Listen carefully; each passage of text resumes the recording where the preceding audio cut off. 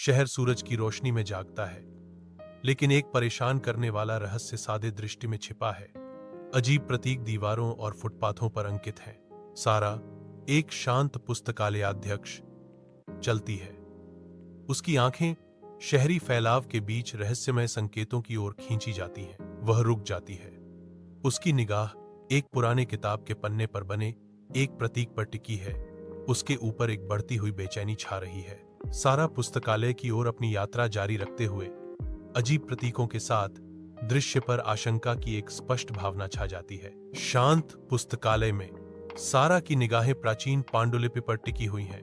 उसकी जिज्ञासा उसमें खुदे रहस्यमय प्रतीकों से जागृत होती है। जैसे ही सारा करीब आती है, प्रतीकों में एक अलौकिक ऊर्जा चमकती है।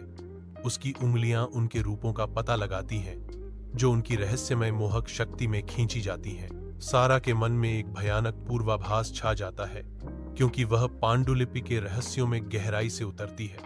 उसके दिल में आसन्न तबाही की भावना रेंगती है। एक आवाज शांत पुस्तकालय में गूंजती है, तुमने उन्हें देखा है, अब वे तुम्हें जानते हैं। अंधेरी गली में सारा दौड़ती है।